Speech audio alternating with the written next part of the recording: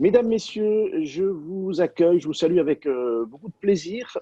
Nous allons entrer dans le deuxième débat d'un think tank nouvellement créé, inspiré par le groupe Odéalim, hein, un acteur de l'assurance pour l'immobilier bien connu. Ce débat du think tank qui a été nommé Assuridée, idée comme immobilier, idée comme développement, va porter sur un sujet d'actualité ou peut-être d'anticipation à quelques mois, c'est l'impact de la crise sanitaire d'abord, économique ensuite et déjà sociale, on le sait, sur la vie de la copropriété et sur les parties prenantes de la copropriété, les syndics professionnels, bien évidemment, mais les copropriétaires plus largement. Et nous allons en débattre avec des experts, non seulement pour dresser le constat actuel ou à venir de ce qui peut se passer, mais pour apporter des solutions très concrètes et aux professionnels et bien sûr aux copropriétés d'une manière générale. Je rappelle que le premier débat qui avait inauguré la vie de ce think tank portait sur l'impact de cette crise sur les relations locatives dans l'univers de l'habitation, c'est-à-dire sur le rapport entre les propriétaires et les locataires et toute la question aussi des impayés et de la fragilisation des locataires.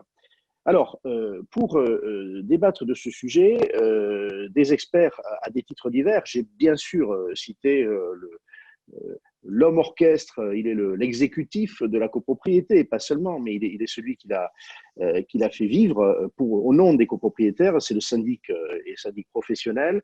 Nous avons avec nous, alors je vous cite par ordre alphabétique, Jean-Robert Bignon, qui va pouvoir apparaître et nous saluer, pour nous rassurer sur sa présence. Il est le directeur de l'activité copropriété d'un groupe bien connu, le groupe Citia, troisième acteur national et présent partout en France. Donc, il pourra apporter un regard panoramique sur la gestion de copropriété. Jean-Robert. Bonjour Henri, je suis bien là et je suis ravi d'être parmi vous aujourd'hui et merci pour cette belle invitation.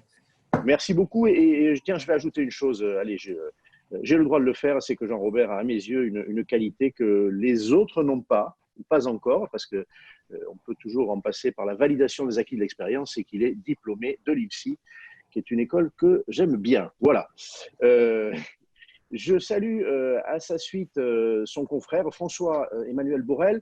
Alors François-Emmanuel, il est le président du cabinet André Griffaton, qui est un cabinet d'administration de biens de syndics de copropriété, en particulier parisiens. Il est aussi, donc quand je parlais de regard panoramique, le président délégué de l'UNIS du Grand Paris. Le Grand Paris n'est pas que Paris, donc il pourra parler au nom de sa propre entreprise et de ce qu'il vit de cette situation, mais aussi sans doute au nom de ses confrères. François-Emmanuel. Bonsoir à toutes et tous. Merci, je suis ravi d'être en votre présence ce soir. Je suis sûr qu'on aura des débats animés et très concrets. Alors, vous avez vu qu'ils ont tous leur façon d'être corporate. Jean-Robert avait un grand logo de son entreprise derrière. François-Emmanuel porte un petit pins sur son revers. Voilà, chacun fait comme il veut. Je ne sais pas si Agnès Levateux, qui est avocate spécialisée au sein d'un cabinet éponyme, hein, elle a une marque au nom de son cabinet. Je crois qu'elle est chez elle, en l'occurrence. Je voudrais la remercier d'être avec nous. Elle est une grande spécialiste reconnue de la copropriété et elle va nous éclairer avec un regard de juriste. Bonjour Henri, non pas de corporate chez moi, mais c'est bon. Néanmoins avec plaisir que je rejoins le webinaire.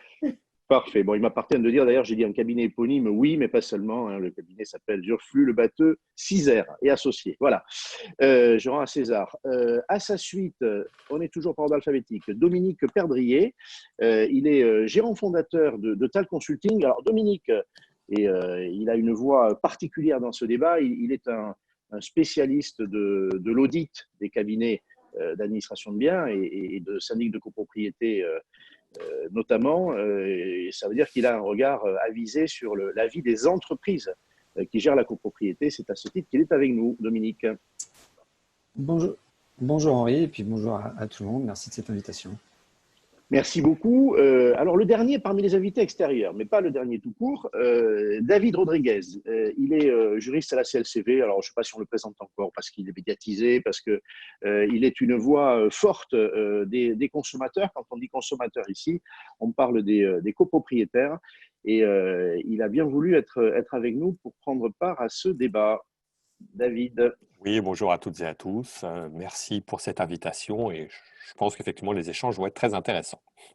Alors là, la marque de fabrique, ce sont les codes qui sont derrière toi, qui montrent que tes réponses seront avisées, voilà, juridiquement fondées.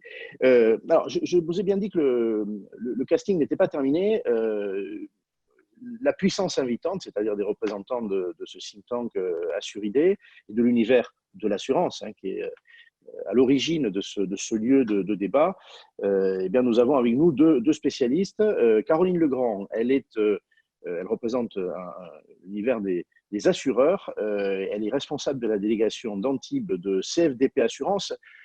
On comprendra bien tout à l'heure pourquoi son enseigne a été associée à ce débat. En clair, c'est un assureur qui s'est penché tout particulièrement sur la protection des copropriétés contre l'aléa de l'impayé. Caroline, vous êtes avec nous? Oui, bonsoir à tous. Merci pour l'invitation. Et effectivement, c'est le recouvrement des impayés un de nos domaines d'expertise. Donc, nous sommes ravis de pouvoir échanger avec vous. Merci beaucoup. Et voilà, une autre représentante de la puissance invitante d'Assuridé, Virginie Laurin. Elle est la directrice générale adjointe d'AssureCopro. Alors, AssureCopro, voilà, la marque est claire, un conseil en assurance qui, de longue date, s'est spécialisé dans la vie des copropriétés et elle est la responsable de la région Sud-Est pour cette grande maison. Virginie, vous êtes avec nous? Oui, bonsoir. Parfait. Merci bonsoir beaucoup. À tous. Bon, pas de marque corporate non plus. Non. Voilà, mais c'est très bien, c'est très bien. Un peu de neutralité ne fait pas de mal. Alors, on va commencer très, très logiquement par estimer quelle est la réalité aujourd'hui de l'impact de cette crise économique, déjà sociale, je le disais, qui malheureusement, on l'apprend jour après jour, sera de plus en plus sociale, aura de plus en plus des impacts sur la vie des ménages, sur la copropriété. Tout à l'heure, en aparté, un débatteur, je ne citerai pas, disait peut-être que notre débat est prématuré.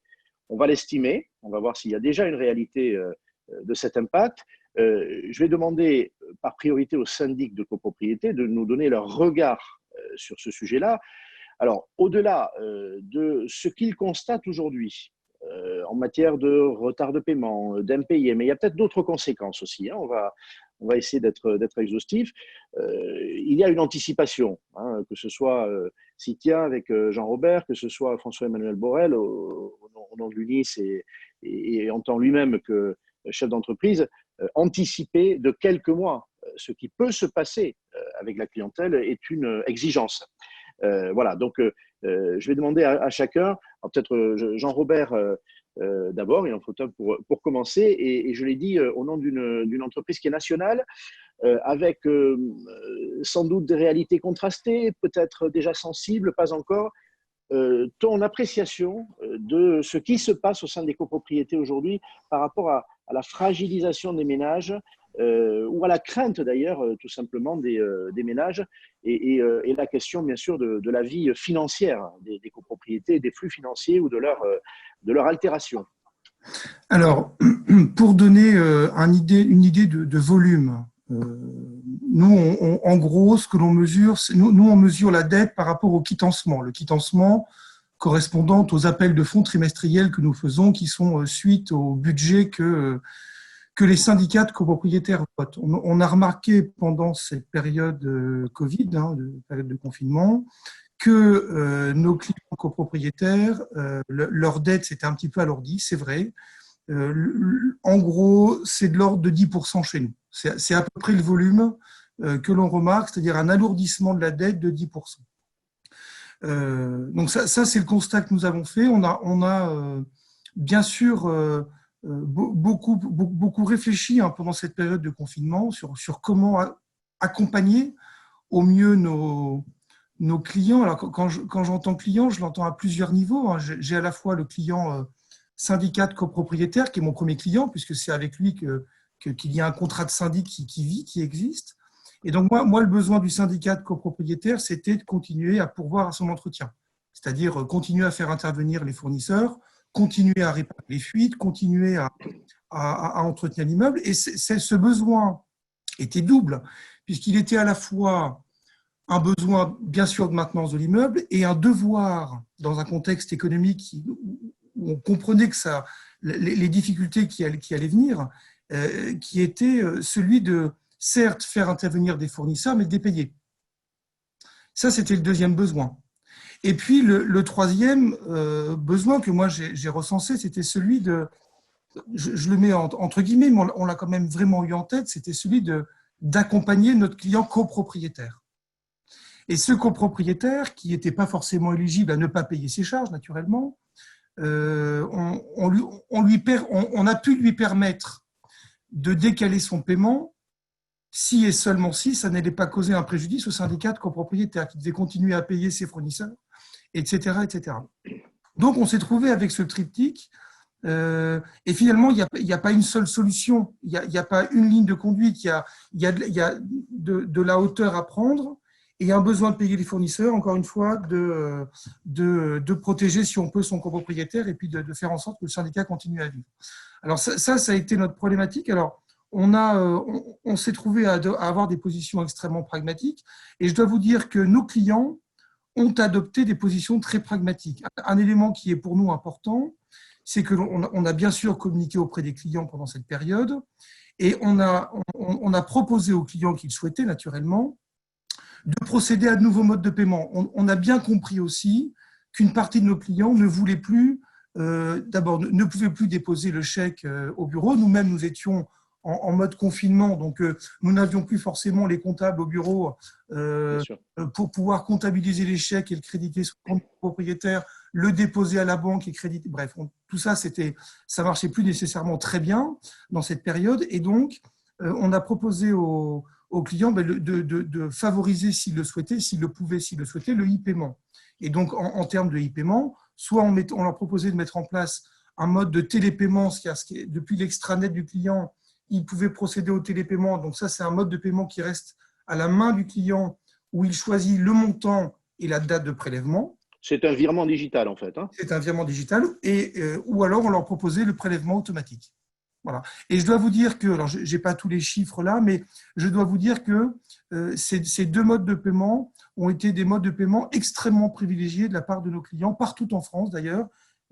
Et quand je dis partout en France, y compris bien sûr à La Réunion, parce qu'ils sont implantés à La Réunion. Et donc, nos clients ont vraiment d'ailleurs, ont compris le besoin de trésorerie du syndicat, parce qu'on a dû passer par la phase d'explication de texte auprès de nos clients, ce qui était pour nous essentiel. Et donc, ayant compris ça, ils ont vraiment procédé au paiement. Et finalement, je ne sais pas ce que dira mon confrère du cabinet Griffaton, mais je trouve que 10% de dette en plus, ça a été pénalisant parfois, on l'a accompagné au mieux, mais finalement, dans un contexte extrêmement difficile, on n'a pas eu de cessation de paiement de la part de nos fournisseurs. Voilà. D'accord. Alors, très important, deux, trois questions complémentaires. Les demandes d'étalement, de report, de plans d'appurement, est-ce qu'elles se sont déjà exprimées, ces demandes? Est-ce que vous vous attendez aujourd'hui en situation aussi de conseiller, les patrons de cabinet Citia, à davantage de demandes à la rentrée? Très, très clairement, on s'attend tous collectivement à ce que les difficultés soient beaucoup plus marquées en septembre-octobre. Votre regard là-dessus? Écoutez, moi, ce que je puis dire aujourd'hui, on sait mesurer les demandes d'étalement, par exemple. Aujourd'hui, on n'a pas une demande importante d'étalement. Alors, d'ailleurs, peut-être est-ce un peu trop tôt. Je ne sais pas encore le dire. Après, ce que l'on peut dire aussi, peut-être l'a-t-on tous vécu à titre personnel, et encore une fois, ce que je vais dire n'est probablement pas une règle. On a eu aussi, entre guillemets, pour la trésorerie, pour les charges de copropriété, une certaine chance, c'est que les ménages ont peut-être, pour partie, eu moins de dépenses dans d'autres dépenses. C'est exact. et peut-être reporter cette trésorerie. Je n'ai pas de chiffres à dire, mais en tout cas, c'est ce que l'on entend assez régulièrement. J'entendais encore aujourd'hui le taux de réserve des ménages supplémentaires qui ont été faits au cours de cette phase de confinement. Alors, je ne sais pas s'ils ont transféré ces sommes d'argent pour ceux qui ont pu le mettre de côté, évidemment, sur les charges de copropriété. Moi, ce que je peux vous dire aujourd'hui, c'est que d'abord, on revient, alors qu'on est assez proche du déconfinement, on revient à une certaine normalité, on revient à voilà, une santé financière qui n'est pas tout à fait celle d'avant Covid, mais pas si éloignée que ça. Je pense que le e-paiement a fondamentalement favorisé cette santé que l'on n'a pas totalement perdue. Et puis ça passait, je leur dis, par… écoutez, on a communiqué, nous, c'est simple, toutes les semaines auprès de nos clients. Toutes les semaines. Et d'abord, il y a eu, parce que c'était nécessaire, il y a eu des textes, des ordonnances sur ordonnances, il y a eu beaucoup de textes. Et donc, il a fallu avoir beaucoup d'explications auprès de nos clients. Pas que sur les charges, naturellement, mais voilà. Mais ça nous a contraints, nous, à encore plus communiquer auprès d'eux sur qu'est-ce qu'il convenait de faire dans cette période difficile. Et c'est vrai que certains clients, on en a eu. Moi, j'ai reçu des mails de clients qui nous disaient, écoutez, je vous demande de bien vouloir surseoir, enfin, je vous demande de ne pas payer mes charges. D'abord, on s'intéressait de savoir si c'était un client copropriétaire, entreprise ou personne physique, etc. Et dans la mesure du possible, on l'a fait sur une période très courte pour revenir à une normalité maintenant. Moi, je pense aussi que l'effet psychologique de la période que l'on a traversée a fait qu'il y a aussi des clients qui avaient peut-être de la trésorerie, mais qui ne savaient pas trop ce qui était notre avenir, bien sûr, l'ensemble. Et il y avait une forme de panique inconsciente dans tout ça, en disant je ne paye pas parce qu'on ne sait jamais, quoi. Alors que finalement, ils pouvaient. Je pense qu'il y a un peu de tout ça. On a vraiment eu beaucoup de cas différents. Les chiffres sont incroyables. 75 milliards aujourd'hui d'épargne des ménages, dont 55 constitués pendant les 2 mois de confinement. Et en effet, tous les économistes le disent, il y a sans doute une épargne de panique, voilà, qui peut aujourd'hui se relâcher. Dernière chose sur les modalités de paiement. Je poserai la même question à François-Emmanuel. Le taux des virements, prélèvements, on va dire, selon que le propriétaire garde la main ou installe un système de prélèvement permanent, a beaucoup augmenté. Chez Citia, j'imagine, comme ailleurs. Alors, je ne sais pas si tu as les chiffres d'augmentation, mais je pense qu'on est arrivé à près de 100% pendant cette période-là, non ? Moi pas tout à fait quand même, mais on a aujourd'hui, nous on avait un taux très fort avant Covid. On a eu cette politique depuis longtemps qui a vraiment été très très très augmentée pendant cette période. Non, on était aux alentours des 80-90% à peu près. D'accord. Et est-ce que tu considères, là on parle de pratiques professionnelles, qu'il y aura un retour en arrière? Tout à l'heure, j'interrogerai évidemment David Rodriguez au nom des copropriétaires, des consommateurs, mais est-ce qu'il y aura un retour en arrière et est-ce que le réflexe du chèque sur lequel on a la main, qu'on porte ou qu'on envoie au cabinet va revenir? Alors, je ferai deux réponses. D'abord, je ne l'espère pas qu'il y aura un retour en arrière. Et de deux, je ne pense pas. Nos difficultés parfois, c'est de convaincre nos clients que cette façon de faire est bonne. Et là, allez, si on doit trouver dans ce drame que nous avons traversé des côtés positifs, en tout cas dans le monde de la copro, qui est le monde qui nous intéresse, eh bien, c'est que ça a contraint une partie de ces clients qui avaient peur, ni plus ni moins, à procéder à d'autres modes de paiement. Ils ont vu que pour eux, finalement, ça ne changeait pas grand-chose. Ça ne posait pas de problème, bien sûr. Exactement. Et j'espère, et je ne pense pas que ça change, les pratiques qu'ils viennent de prendre. On pourrait décliner ça d'ailleurs autour d'autres aspects. On va initier, nous, syndics, des outils aujourd'hui pour les assemblées générales, avec la visio, l'audio, le déploiement de la lettre recommande électronique, bref, plein de nouveaux outils.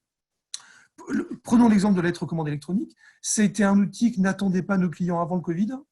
Maintenant, nous, chez Citia, avant le Covid, on était à moins de 5% de nos clients qui demandaient la lettre recommande électronique. J'ai regardé avant notre entrevue de maintenant. Nous sommes aujourd'hui quasiment un client sur deux qui adhère à la lettre recommande électronique. C'est clair. Parfait. Merci beaucoup, Jean-Robert. Je reviendrai vers toi tout à l'heure. François-Emmanuel, alors, bon, même constat et pour ton cabinet parisien, mais plus largement peut-être pour les adhérents de l'UNIS du Grand Paris.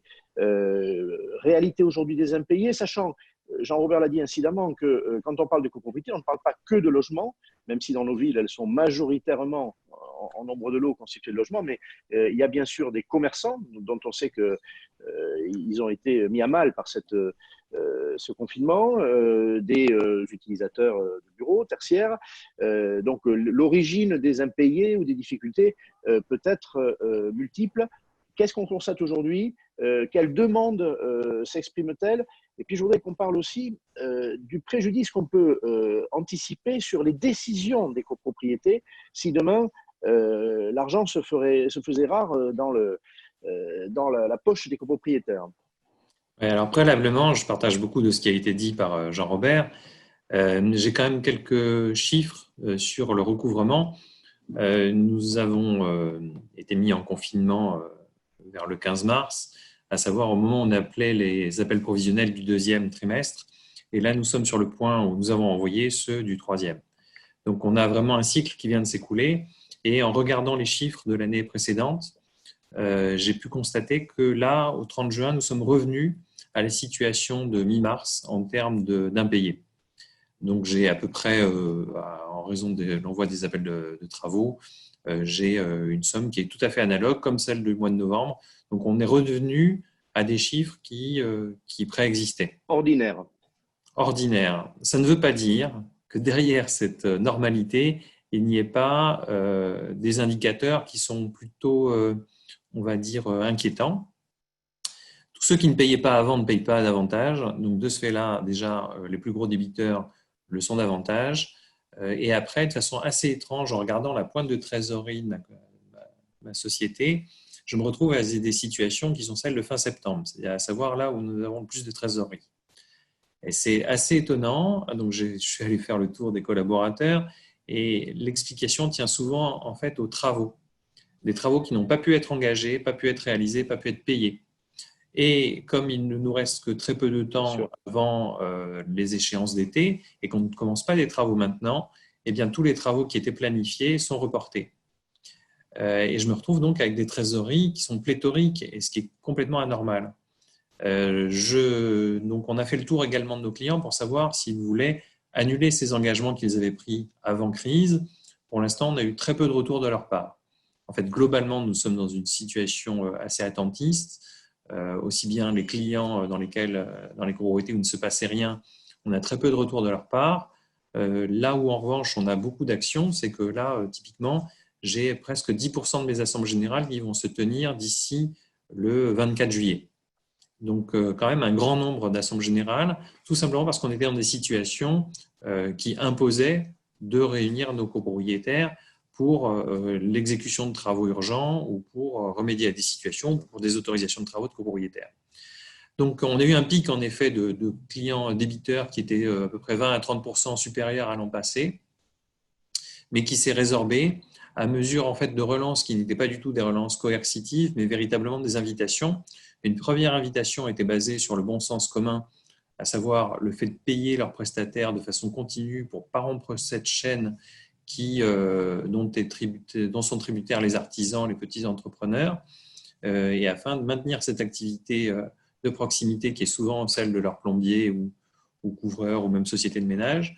Et puis, de l'autre côté, une certaine responsabilité donc, de leur part. Et de la même façon, quand ils étaient absents, ce qui était souvent le cas pour nos clients parisiens, eh bien, la relance par mail a fait que finalement, ils étaient touchés et de ce fait-là, repenser à payer. Et en revanche, on les a multipliés, c'est-à-dire que là où on faisait une relance par mois, on en a fait une de plus. Et finalement, on a eu un bon écho. Et comme cela a été dit, je pense que l'épargne s'est dirigé assez rapidement vers ces dépenses contraintes. Et de ce fait-là, on a eu le paiement des charges. On a même eu des dépenses exceptionnelles, en particulier pour récompenser les gardiens concierges qui ont fait un travail particulier dans des conditions particulières. Des primes ont été décidées. Alors, elles n'ont pas toujours pu être votées. J'ai entendu ça de la bouche d'un certain nombre de syndics à Paris et ailleurs. Oui, de la mienne. Alors en effet, c'est toute la problématique, c'est qu'en fait ces primes relèvent d'une décision d'assemblée générale. C'est Et ça. évidemment, pour 1 000 euros, on n'a pas tenu une assemblée générale pour les faire. Donc, quand les conseils syndicaux étaient sûrs de leur fait et qu'il n'y aurait aucune contestation particulière, on a pu l'engager. Mais juridiquement, voilà, nous devons Bien être sûr, ratifiés par une assemblée bien générale. sûr. Et alors, en dehors de ça, 1 000 euros, déjà, n'est pas représentatif par rapport au budget traditionnel d'une copropriété parisienne qui a une gardienne. Mais en plus, ça ne se constatera que dans les dépenses effectives de fin d'année, pas dans les appels Bien sûr. personnels. Donc, on a suivi le rythme des appels travaux sans avoir les paiements. Et c'est là où, en fait, on a quand même une situation qui est complètement anormale. Donc, je suis assez inquiet parce que ça veut dire que les entreprises n'ont pas pu exécuter leurs travaux, pas pu les mettre en œuvre. Donc, seront-elles toujours présentes au mois de septembre? Et en fait, on a vu un coup d'accordéon. Au début, elles nous ont dit nous sommes trop chargés, on ne peut pas les prendre en charge. Et puis par la suite, mais notre calendrier s'est beaucoup vidé. Et merci de bien vouloir engager les travaux, ce que ne souhaitaient pas nécessairement les copropriétaires, puisqu'ils pensent actuellement à bien autre chose. Accessoirement, on parle d'un surcoût de travaux aujourd'hui lié aux précautions sanitaires. Ce surcoût, il fait l'objet de débats pour les promoteurs, hein, pour les constructeurs de maisons individuelles. Dans l'entretien des copropriétés, le sujet est le même. Qui va le supporter quand on parle de difficultés de paiement, a fortiori s'il doit y avoir majoration de devis ou de factures, ça peut être une origine d'impayés ou de difficultés de paiement. Est-ce que c'est un souci, ça? Alors, l'UNIS Grand Paris, ainsi que la Fédération française du bâtiment de Grand Paris, ainsi que différents offices HLM, ont signé une charte d'explication de celle qui a été établie par l'OPP-BTP concernant les modalités d'intervention, mais aussi avec des intentions qui étaient d'être suffisamment pédagogues vis-à-vis des copropriétaires, des syndicats de copropriétaires, pour leur faire comprendre qu'en effet, les nouvelles règles de distanciation, notamment en termes d'occupation de cabines de chantier cabanes de chantier ou de véhicules, nécessitaient des investissements supérieurs de la part des entreprises. Alors pour l'instant, on n'a pas eu véritablement de chiffrage complémentaire où ce qu'on a eu, c'était éventuellement des locations d'échafaudage, ce genre de choses, sur lesquelles il est vrai que nous résistons pour l'instant un petit peu, mais je pense que ce sera à force de pédagogie qu'on pourra s'entendre sur un moyen terme tant qu'il reste raisonnable. En fait. Deux questions complémentaires, et c'est déjà de l'anticipation. Est-ce qu'il est à craindre, et est-ce que tu crains ou tes confrères, que les décisions de travaux, je vous rappelle que la transition énergétique notamment a été identifiée comme la priorité par le gouvernement et dans les copropriétés singulièrement. Donc on parle bien de décisions de travaux, de nouvelles décisions, souvent lourdes. Est-ce que la période économique dans laquelle on entre, peut-être pas encore aujourd'hui, peut compromettre des décisions de travaux? On parlera d'ailleurs des conséquences sur les entreprises, également de syndic. On peut aussi imaginer, c'est déjà annoncé ce matin, conférence de presse de l'autre grande fédération, de la FNAIM, un ralentissement des transactions. On s'accorde à dire qu'on aurait moins 20 ou moins 30% de transactions dans l'année, donc moins de mutations dans les copropriétés. Ça, comment on l'anticipe quand on est à ta place, à la tête d'un cabinet? Ah oui, alors si c'est l'impact sur… Alors, concernant d'abord ta première question, le premier volet sur la rénovation énergétique, déjà le coup de frein, il a été réglementaire. C'est-à-dire quand on a augmenté la majorité de vote pour ces décisions, là je pense que c'était, je sais pas, une erreur stratégique, enfin, je sais pas comment l'appeler, mais c'était véritablement un mauvais signe qui a été donné à la rénovation énergétique. Ensuite, les copropriétaires, ils font un bilan financier et ils le feront davantage encore, c'est-à-dire qu'ils regardent les avantages au sujet. Alors, nous formons considérablement nos personnels à avoir plus de pédagogie parce qu'il n'y a pas que la rentabilité financière, il y a aussi le confort.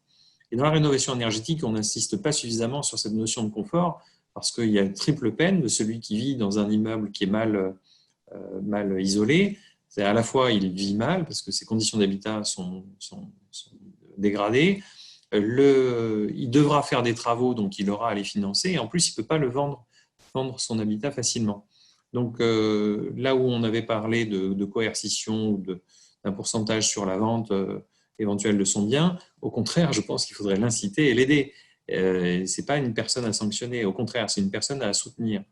Et de ce fait-là, je pense que, et je l'ai vu dans la Convention citoyenne, il faut cibler véritablement des objectifs atteignables, à savoir la suppression typiquement du fioul dans ces grosses copropriétés, le changement de la conversion d'énergétique.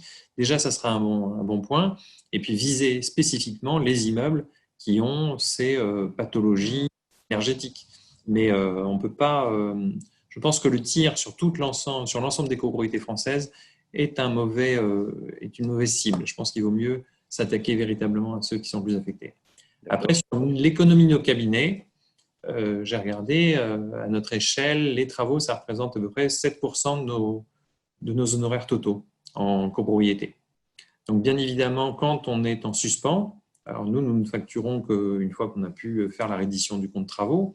Donc, nos honoraires sont en suspens sur toute cette période. Donc, ça sera nécessairement très impactant pour nos structures. 7%, c'est pas loin de notre rentabilité, donc c'est pas quand même négligeable. Ajoute à cela, en effet, une baisse des mutations, c'est à peu près 5% des honoraires de nos cabinets.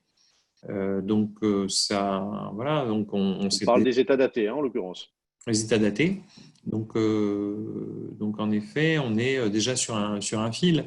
Après, la gestion des sinistres, tout aussi étrange que ça puisse paraître, et on peut parler avec Aude et Aline, c'est qu'on a eu moins de sinistres sur cette période. Voilà, à la fois parce que les gens étaient probablement plus vigilants, plus responsables ou complètement absents. Donc là aussi, on a la possibilité de prendre des vacations. Je pense que là aussi, on sera impacté. Bref, je ne vois pas comment on pourra éviter les 5 à 7% de diminution de chiffre d'affaires sur l'exercice 2020. D'accord. 2021, comme je le disais, on est dans une phase d'attentisme. Je pense aussi qu'on aura… là, je peux pas… j'ai pas d'indicateurs particuliers, mais on voit bien ce qui est en train de se passer quand tu parlais des commerces. En effet, là où on commence à avoir des observations, c'est de la part des petits bailleurs privés qui n'ont plus les encaissements de leur loyer, qui constituaient leur retraite. Et c'est 90% des bailleurs parisiens n'ont qu'un bien à la location. Donc, on comprend bien que ce sont eux qui vont être souvent impactés les premiers. D'accord. Merci beaucoup. J'intercale une question d'Agnès Le Batteux et ensuite c'est à David Rodriguez que je demanderai de nous donner son regard au nom des copropriétaires. Agnès.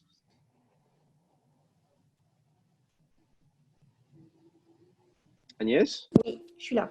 Merci. Voilà. Non, très brièvement, juste une observation sur la baisse des majorités. Je pense que vous pouvez arriver sur la rénovation énergétique avec l'ordonnance, puisque désormais, de toute façon, tous les travaux d'amélioration obéiront à un même régime.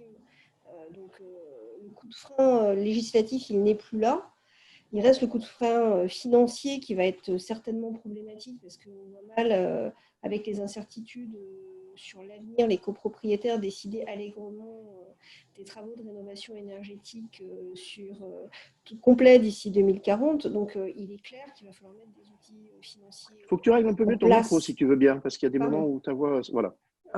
Il va falloir mettre des outils financiers en place. La difficulté, c'est qu'on ne peut pas dépendre des circonstances de fait, Covid ou pas Covid, pour financer des travaux d'une ampleur pareille. C'est-à-dire que tant qu'on n'aura pas mis, une fois pour toutes, et François-Emmanuel le disait très bien, une stratégie pérenne d'amélioration et de rénovation des copropriétés, et pas uniquement énergétique, mais aussi en matière de confort, en matière de rénovation globale de l'immeuble, on n'y arrivera pas. Donc, ça signifie revenir sur cette histoire de diagnostic technique global et de plan pluriannuel de travaux, constituer une épargne, parce que sinon, on va avoir des coups d'accélérateur, des coups de frein, des coups d'accélérateur, et on n'arrivera pas à avancer sur cet enjeu majeur pour les syndics, pour les copropriétés, qui est le lancement des travaux. Les subventions n'y suffiront pas. En clair, il faut lisser, puisqu'on parle de l'impact de cette crise économique, mais il pourrait y en avoir d'autres. On le sait, il faut lisser les impacts de manière à ce que la vie de la copropriété soit stabilisée et que ces intentions de rénovation ne soient pas contrariées par les les aléas ou pas trop contrariés par les aléas d'une économie qui est une épargne en effet spécialisée. Merci beaucoup Agnès. David Rodriguez, alors le regard des copropriétaires, bon, on entend de la part des représentants qui sont avec nous de la profession de syndic que à ce jour, après d'ailleurs un creux, la situation est stabilisée, il n'y a pas davantage d'impayés, on a même des pics de trésorerie pour les raisons qui viennent d'être très bien expliquées. Anticipation, j'y insiste, à quelques mois, ou réalité d'ores et déjà quand on est une association de consommateurs et que j'imagine on reçoit des appels, des messages de ménages qui sont peut-être déjà en situation de tension budgétaire. Alors, juste avant, je vais revenir sur précisément ce qui avait été dit, notamment par Agnès et par François-Emmanuel sur les travaux d'économie d'énergie, parce que c'est vrai que c'est un sujet important. Moi, personnellement, je sais pas si c'est une erreur stratégique, hein, genre le changement ou pas de majorité. Pourtant, à la base, la CLCV était favorable à ce qu'on soit sur des majorités article 24 pour faciliter et accélérer la réalisation de travaux d'économie d'énergie. Après, en face, c'est vrai qu'il y a la passerelle de majorité de toute façon qui va s'appliquer, peu ou prou, donc 24, 25, ça vient théorique. Après, il ne faut pas oublier qu'on est sur des travaux coûteux, donc il faut que les ménages puissent les supporter également, et donc il est nécessaire, sur le principe, même si là encore la passerelle de majorité rend tout ça un peu théorique, il est nécessaire que la résolution recueille le maximum, je dirais, d'approbation de la part des copropriétaires. Donc c'est pour ça finalement, alors même que je vous le dis, hein, sur la CLCV, on était sur un majorité article 24. L'article 25, je trouve que ça s'entend tout à fait, ne serait-ce que pour qu'il y ait vraiment un projet qui soit soutenu par le plus de copropriétaires possible. Après, par contre, une fois qu'on a cet outil-là, c'est quid des financements et quid des modalités de réalisation. Et c'est vrai qu'on sait tous que la seule disposition, enfin la disposition la plus intéressante de l'ordonnance, c'est celle qui ne figure pas, c'est diagnostic technique global, le plan pluriannuel de travaux. Concrètement, après on peut débattre sur les autres dispositions de l'ordonnance. Et c'est vrai qu'après, on a le législateur et les pouvoirs publics qui nous ont donné une échéance en 2028, hein, travaux de rénovation où on doit mettre fin avec la loi énergie-climat, on doit mettre fin au passoires énergétiques. Pour le propriétaire, oui, c'est bien gentil tout ça, mais qu'est-ce qu'on fait en copropriété? On n'a aucun outil financier, on n'a aucun outil juridique. Donc, est-ce que la suppression du DTG dans le cas de l'ordonnance était une suppression politique, hein, parce que c'était pas forcément une mesure très, on va dire, très stratégique en période préélectorale? Est-ce que c'était un véritable obstacle juridique, avec ce que nous disait le Conseil d'État, hein, à savoir atteinte disproportionnée au droit de propriété? Il y a peut-être un petit peu des deux, mais en tout état de cause, si on a un jour une loi d'habilitation, pas gagné pour le moment, sur l'ordonnance, ce serait intéressant de voir ce que fait le Parlement, et s'il introduit la mesure à l'identique, ou si il cherche quelque chose pour éviter là encore une censure. Nous, personnellement, je serais assez favorable, ne serait-ce que pour mettre un DTG obligatoire, faire un fonds de travaux calé sur les résultats du DTG, du plan pluriannuel de travaux, mais dans ce cas-là, pas d'obligation de travaux. Mais lorsque les copropriétaires se rendront compte qu'ils ont une trésorerie qui est en train de dormir et qui ne sert à rien, peut-être, j'ose espérer, qu'ils se réveilleront un jour pour piocher dedans et pas uniquement pour faire la peinture sur sur la cage d'escalier ou sur les bancs des allées de communication. Donc, peut-être un moyen détourné, mais il y a peut-être quelque chose à réfléchir dans le cadre de l'accélération des travaux d'économie d'énergie sans avoir un obstacle politique et ou juridique.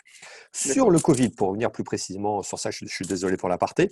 Alors, effectivement, on avait eu des interrogations et des craintes de copropriétaires sur effectivement la possibilité financière de s'acquitter de leurs charges, la possibilité pour un copropriétaire effectivement de suspendre ou non le paiement de ses provisions. Voilà ce qui avait été dit avant, hein, que ce soit par Jean-Robert, François-Emmanuel, sur certains qui voulaient éventuellement ne pas payer leurs charges. Nous, de manière générale, on a quand même trouvé dommage qu'il n'y ait pas eu ne serait-ce que de messages des pouvoirs publics ou d'incitation des pouvoirs publics pour vis-à-vis des professionnels, ou du moins ça n'a pas été rendu public à ma connaissance, pour ne serait-ce que surseoir à tout ce qui était facturation, frais de relance, mise en demeure et ainsi de suite. Je pense que certains l'ont fait d'office, hein, mais je pense que politiquement, ça aurait été intéressant qu'on ait une mesure, on l'a fait pour les professionnels, pour les beaux commerciaux, on suspend les loyers, on suspend les stipulations relatives à des clauses pénales et ainsi de suite. On l'a fait pour les professionnels. Je pense qu'on aurait pu faire des dispositions de ce type pour les copropriétaires, même si je pense que beaucoup de syndics ont dit on ne va pas forcément alourdir encore la barque, mais le message aurait été intéressant et apprécié par les copropriétaires parce que beaucoup nous sont quand même rapprochés de nous en nous disant bon, ok, on parle des professionnels, mais nous, concrètement, qu'est-ce qu'on fait? Parce que moi, je ne peux plus payer mes charges. Bon, donc finalement, il y a eu ça. Je pense que dans l'ensemble, en relation avec le syndic et le conseil syndical, il y a des accords qui ont pu être trouvés, il y a des échéanciers qui ont pu être mis en place. Et puis après, il y avait l'autre problématique, c'est sur les modalités de paiement. Et c'est ce qui avait été dit préalablement, c'est-à-dire, bien évidemment, avec le Covid et la fermeture des agences, le chèque n'était plus Et le dysfonctionnement de la possible. Poste, il faut le rappeler. On l'a beaucoup reproché à la Poste, mais il faut se rappeler qu'elle a mieux marché à la fin, mais moins bien au début. Donc, oui, mais tout à fait. Et puis là, pour le coup, je ne jette pas la pierre aux agences immobilières. Je veux dire, Covid oblige, on ferme leurs agences. C'est un petit peu compliqué pour encaisser les chèques. Et avec la Poste qui fonctionne encore moins, je veux dire, ça devient un peu la double peine. Donc là, les modalités, ça a été plus ou moins bien perçu. On a vu quelques cas où effectivement, il n'y avait pas d'alternative du syndic, à savoir prélèvement automatique. Vous doutez bien, ce consommateur, le prélèvement automatique, c'est pas ce qui nous convient le plus. L'idéal étant bien évidemment qu'on donne aux consommateurs, aux propriétaires en l'espèce le choix, qu'ils fassent un prélèvement ou un virement. Dans ce cas-là, c'est lui qui est à l'initiative. Alors, dans l'ensemble, ça a été effectué, des recours que j'ai. Ça a quand même posé problème, effectivement, pour une partie de copropriétaires, c'est les personnes les plus âgées. Qui sont effectivement moins à l'aise avec l'outil informatique, ou dans ce cas-là, après, c'est l'entraide familiale, de voisinage, ou avec la banque qui fait office d'interface pour procéder à ce paiement dématérialisé en quelque sorte. D'accord. Je parlais tout à l'heure de réversibilité. Jean-Robert disait, 1, je ne le souhaite pas, 2, je ne le crois pas. Alors, je te pose la même question. Est-ce que toi, tu souhaites qu'il y ait une réversibilité parce que Jean-Robert disait ça, c'est le fonctionnement de son entreprise, il l'a dit, c'est préféré au chèque, mais c'est aussi une fluidification de l'alimentation financière des copropriétés. Donc, est-ce que tu considères que ces réflexes qu'on a pris par force devront s'installer ou pas? Alors, est-ce que je le souhaite ou pas? Moi, je n'ai pas forcément de position sur ça. C'est chaque copropriétaire qui doit voir en fonction effectivement de ses propres motivations. Est-ce que certains vont revenir à l'avant? Donc, en gros, au chèque, je pense. Je pense, mais après, voilà, c'est un peu une intuition que certains, contraints par les circonstances, sont possédés au e-paiement.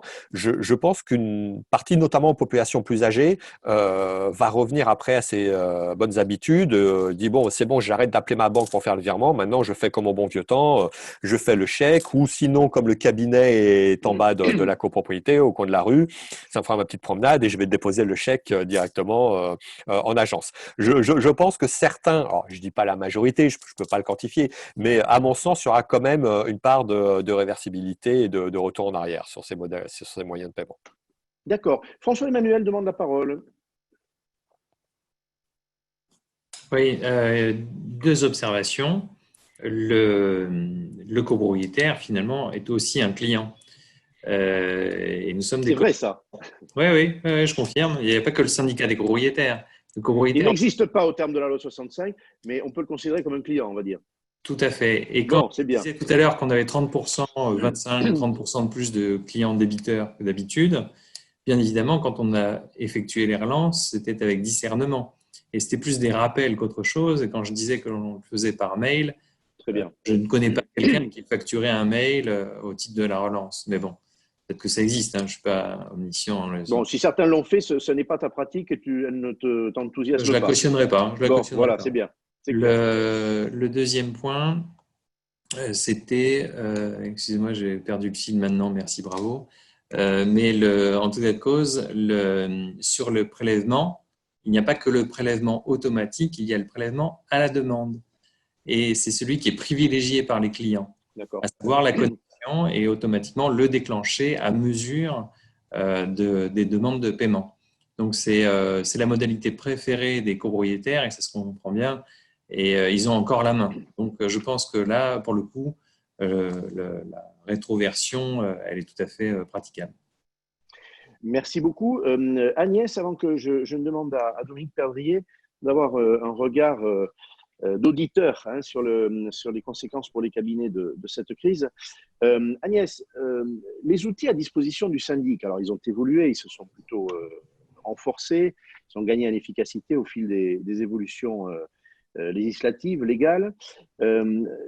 Est-ce que les outils aujourd'hui, par rapport à une crise qui peut, on l'a dit, induire des demandes de report, d'étalement, de plans d'appurement, est-ce qu'ils sont suffisants? Est-ce que les procédures de recouvrement mériteraient d'être adaptées sous la pression des événements, sachant que cette crise économique ne sera pas la dernière, même si elle est d'une extrême gravité?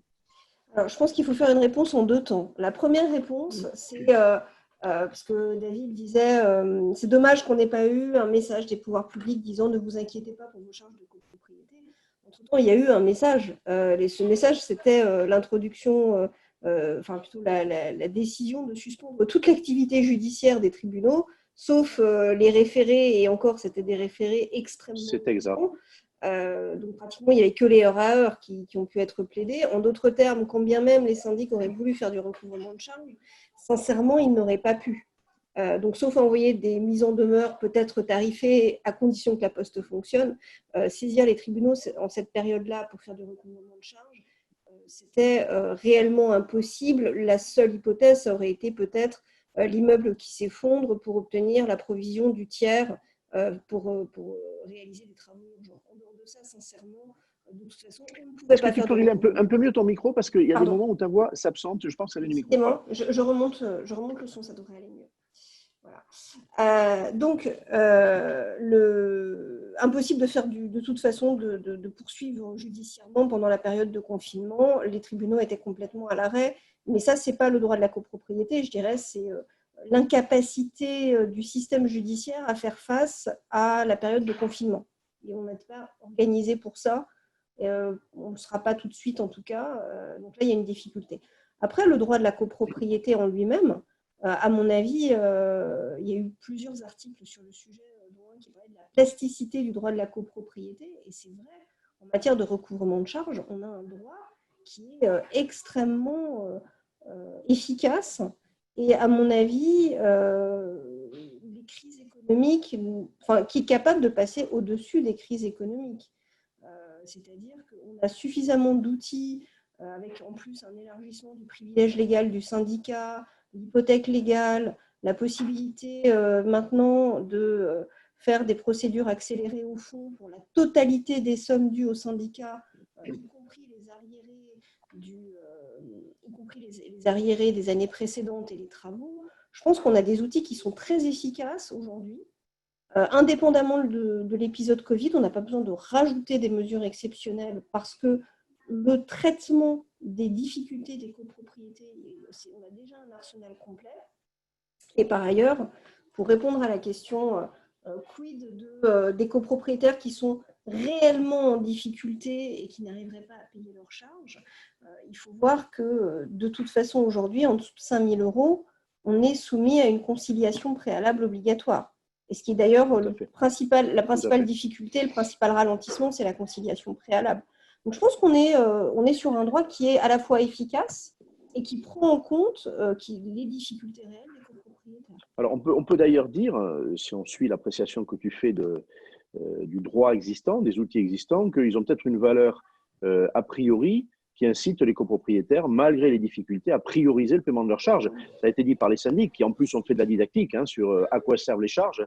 Mais bon, on peut se dire aussi, les outils sont là si je ne me comporte pas bien et si je ne règle pas mes charges. Donc il y a aussi un effet a priori. Et puis, s'agissant du droit, bon, il y a l'application stricte et on a entendu qu'il y avait une application souple aussi, et une compréhension de la part des syndics face à la situation de leurs copropriétaires, en appréciant, ça a été dit par François-Emmanuel, la situation réelle de chacun, ou par Jean-Robert. Alors, Dominique Perdrier, on a parlé de la réalité de la situation actuelle à venir aussi entre les copropriétaires, le syndicat des copropriétaires qui peut être mis en difficulté par des impayés d'un ou plusieurs membres, et puis le syndic. On va changer d'optique, on va parler de la santé des cabinets d'administration de biens. On avait un peu anticipé tout à l'heure avec François-Emmanuel. Quels sont les risques aujourd'hui qui peuvent peser sur un cabinet de syndic par rapport à cette crise économique qui est assez conséquente, que ce soit des impayés, que ce soit des reports de décisions de travaux, des difficultés à payer les fournisseurs, on l'a dit, ralentissement des mutations aussi. On a parlé de ces deux postes, hein, on le fait sans aucun tabou. Un cabinet, c'est une entreprise, elle a des ressources ou elle ne les a pas, des produits d'exploitation. Quel regard d'analyste on peut porter sur cette réalité et son devenir? En fait, je pense qu'on peut aborder la problématique effectivement sur deux points. Il y en a une des problématiques, ça va être vraisemblablement, et c'est ce que François-Emmanuel a évoqué, la baisse du chiffre d'affaires. Baisse du chiffre d'affaires qui va être liée à des mutations qui ne vont pas avoir lieu ou qui vont être décalées, des travaux, comme ça a été évoqué également, qui vont être décalés, donc avec les honoraires qui en découlent, qui vont être décalés. Quand j'entends François-Emmanuel qui parlait qu'il fallait s'attendre à une baisse du chiffre d'affaires, hein, j'ai noté entre 5 et 10% sur la partie syndic. Si on se base sur l'activité de syndic seule, indépendamment de savoir si à côté de ça on peut faire de la transaction ou de la gestion locative, si on se base juste sur le syndic seul, on sait qu'on a une rentabilité moyenne. Hein, je parle vraiment il y a toujours des extrêmes. On a une rentabilité moyenne de 6-8%, un petit 10%. C'est-à-dire que quand on commence à annoncer une baisse de l'activité du chiffre d'affaires syndic entre 5 et 10, ça veut dire qu'on est quasiment en train de manger la rentabilité. C'est ce qu'a dit François-Emmanuel, c'est que la profitabilité est menacée, tout simplement. Elle est menacée sur effectivement du court terme parce que le chiffre d'affaires, soit il va être décalé, il va surtout être décalé. Les travaux, ils vont avoir lieu. Ils n'auront pas lieu à la rentrée, comme effectivement a évoqué François-Emmanuel ou même Jean-Robert. On peut imaginer qu'ils vont avoir lieu en 2021. Donc, les honoraires liés aux travaux vont arriver. Les mutations, elles vont aussi avoir lieu. Elles seront décalées, elles vont avoir lieu, même si on doit prendre en considération, et ça maintenant tous les syndics le savent bien, que les mutations ont déjà été impactées par le fait du plafonnement de l'état daté. Donc déjà, indépendamment même de la problématique qui nous réunit aujourd'hui, on sait déjà que sur la partie liée aux mutations, il y allait avoir une baisse de chiffre d'affaires. Donc, tiens, je t'interromps à ce stade. Eu égard au plafond qui finalement a été décidé, on l'a attendu pendant plus de 2 ans, au niveau où il a été placé par le gouvernement, ceux qui étaient au-dessus sont nombreux, la proportion de ceux qui étaient au-dessus, et donc ils vont enregistrer ce que tu dis, c'est-à-dire une baisse de coût d'exploitation, est importante. Je préférerais pas dire de bêtises sur ce point-là exactement, mais oui, il y en a certains qui étaient largement dessus, donc ça aura un impact évident. Donc on avait évoqué effectivement ça, donc du décalage dans le chiffre d'affaires, ça c'est une première chose, donc un impact sur la rentabilité des agences à court terme. Indépendamment de ça, on a le deuxième point qui pour le moment n'a pas l'air d'impacter les immeubles, puisqu'on disait un peu en préambule qu'on constatait que les professionnels ne constataient pas forcément plus d'impayés actuellement que précédemment.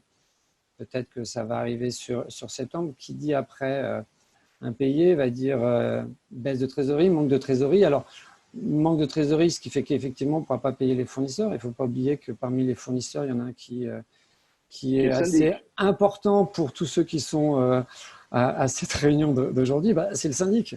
C'est que quand bien on même… sait que dans les charges, c'est un poste qui est léger, on le rappelle régulièrement, même si David ne sera pas forcément d'accord avec le mot, mais on est sur de l'ordre de 8%, je crois, structurellement, des charges. Mais en effet, c'est un fournisseur présents dans ce débat, oui, bien sûr. Et qui dit pas de trésorerie, on ne va pas pouvoir prélever les honoraires. Donc peut-être que la rentabilité pourrait ne pas être trop impactée. On pourrait imaginer s'il n'y avait pas trop de décalage dans les affaires, mais on pourrait malgré tout avoir une société qui serait mise en difficulté, non pas pour sa rentabilité, mais pour sa trésorerie. D'accord, d'accord. Merci beaucoup, je vais revenir vers toi. David, justement, que je viens de citer, demandait la parole tout à l'heure, c'était avant ton intervention, Dominique, mais je voulais d'abord qu'on t'entende, et ensuite on va tourner notre regard vers des spécialistes de l'assurance. David, tu voulais Ah oui, intercaler oui. une... Bon, c'était par rapport à ce qui avait été dit préalablement ou lorsqu'on parlait précisément des outils pour les impayés. Je n'étais pas tout à fait d'accord avec ce que disait Agnès sur le signal qui avait été effectué. Donc oui, effectivement, tous les tribunaux ont vu leur activité suspendue. Donc voilà, les propriétaires, ça, ils ne le savent pas. Ils ne le voient pas. Non, mais ça compte également ce type de dispositif. Sinon, on ne s'amuse pas à faire des mesures express spécifiques pour les syndics, spécifiques pour les professionnels, enfin, je veux dire, ceux qui ont une activité commerciale. Donc ça, ce point, ils ne le voient pas. En plus, c'est vrai que les actions en cas d'impayé ne vont pas immédiatement devant le tribunal, là encore. C'est tout ce que, bon, on avait la problématique de la Poste qui parfois fonctionnait, puis après fonctionnait pas et s'est mise à fonctionner un petit peu mieux, où on a toujours d'abord une procédure, on va dire, épistolaire. Avant d'aller devant le tribunal. Et on sait également qu'il y a des syndics qui savent jouer, user et abuser de cette procédure épistolaire en multipliant certains actes de procédure qui n'ont pas d'intérêt forcément. Donc voilà, donc c'est aussi ce point-là. Et là, par contre, pour le coup, on n'a pas eu d'outils pour lutter ça. Donc, je dirais l'un dans l'autre, heureusement que la Poste ne fonctionnait pas forcément. Je vais vous juste donner une anecdote que j'avais eue dans le cadre, pas de syndic, mais d'une gestion locative, où, agence fermée, le gérant locatif a clairement dit à ses clients, écoutez, moi, en ce qui me concerne, c'est que le prélèvement obligatoire, donc cette fois-ci d'office. On avait beau lui retorquer que mais vous ne pouvez pas, vous devez proposer un minimal de virement. Il dit nous on ne prend pas de virement et on vous dit très clairement si on ne vous oblige pas à faire le prélèvement, mais sachez que si vous continuez à payer par chèque, vous serez considéré en impayé. Bon, je ne sais pas qu'est-ce qu'il avait facturé au locataire de toute façon, donc bon, il y avait peut-être un petit problème de son côté sur la connaissance. Mais voilà, ce type de démarche, on l'a eu également. Donc voilà, donc c'est pour ça, faut pas oublier qu'il y a tout un tas d'activités et tout un tas également de professionnels. Certains se comportent bien, d'autres moins bien. Et donc de fait, les annonces, certes les tribunaux étaient tous en sursis, mais des annonces claires ont été intéressantes sur ce sujet. Merci beaucoup. Alors, moi, je ne vous cache pas qu'une chose m'étonne un peu dans vos propos, mais je vais peut-être être apaisé par le regard que peuvent porter Caroline Legrand ou Virginie Laurin au nom de l'assurance, l'univers de l'assurance. Je vais vous parler d'anticipation. Ce n'est pas que je tienne absolument à ce que notre pays ne fonctionne pas bien, mais comme vous, je lis la presse, j'écoute la radio, je regarde la télévision et je vois quand même que les nuages s'amoncellent. Bon. Et qu'à un moment donné, la solvabilité des copropriétaires, qui sont des gens normaux, va en être affectée et que le risque sera sans doute majoré. Alors, la mission de l'assureur, c'est l'anticipation, hein, c'est de mesurer ce risque avec deux impacts, et on en parlera bien sûr après avec les syndics aussi, c'est d'imaginer peut-être des protections, des produits spécifiques contre ces aléas économiques. Là, on a une crise grave. Et puis deuxièmement, bien évidemment, de mesurer si sur la couverture qu'on propose, les grands équilibres, les rapports sinistres-primes seront maintenus ou se dégraderont. Alors, le regard de Virginie Laurin, sachant que voilà, courtier et assureur, vous faites cause commune. Virginie, je commence par vous. Est-ce qu'aujourd'hui, il existe effectivement un ou des produits, vous pouvez parler en votre nom et puis peut-être plus largement, plus confraternellement, est-ce qu'on a anticipé ce risque d'impayé ou simplement de retard de paiement, on va dire de dysfonctionnement dans la chaîne économique de la copropriété? Alors, tout d'abord, je voudrais dire que s'il n'y a pas trop d'impayés aujourd'hui, c'est plutôt pas mal parce qu'en matière d'assurance, il faut qu'il y ait un aléa. Donc, si toutes les copropriétés étaient déjà en difficulté économique et en incapacité de payer ses charges, l'assureur pourrait plus trop Ce serait intervenir. plus un aléa. Ce serait plus un aléa et donc le produit qui existe aujourd'hui ne pourrait absolument pas s'appliquer. Donc c'est vrai que si on veut se couvrir, il faut que la copropriété soit au moment de la souscription du contrat assez saine. Et d'ailleurs, les copropriétaires qui sont en difficulté de paiement au moment de la souscription du contrat ne pourront pas être pris en charge par le contrat d'assurance. Donc oui, il existe des contrats, effectivement. Nous, on a été un des premiers courtiers à proposer ce type de produit avec Assure Trésor, où on fait l'avance de trésorerie en fait pour des copropriétaires qui sont, enfin pas pour les copropriétaires, on paye à la place des copropriétaires leurs charges à la copropriété et après la compagnie d'assurance qui est représentée ici par Caroline Legrand, CFDP, va elle faire toutes les poursuites judiciaires. Donc ça permet à la copropriété de récupérer l'intégralité de la charge impayée.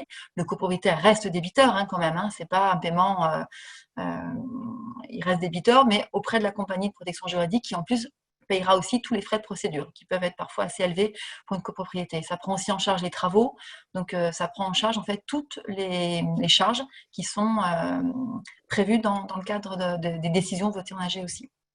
Est-ce qu'on peut dire, j'ai entendu l'expression, pardon, je vous interromps juste pour bien comprendre le fonctionnement, que c'est une sorte d'assurance contre la perte d'exploitation, c'est-à-dire qu'elle permet que la vie continue dans la copropriété.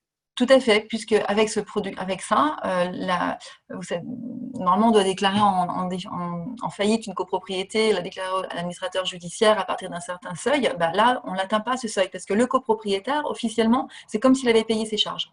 Donc il n'y a pas besoin aussi de passer par la case administrateur judiciaire, puisque dans les comptes du copropriétaire apparaîtra la somme que la compagnie d'assurance a payée pour lui. Et il est après, lui, redevable auprès de la compagnie de protection juridique, plus auprès de la copropriété. Donc ça règle effectivement ces problèmes d'impayés. Mais il faut le souscrire, effectivement, j'ai envie de dire, si on anticipe une crise économique, il faut le souscrire maintenant parce que sinon, là j'ai mon fournisseur à côté, la CFDP, qui a dit non, c'est pas possible.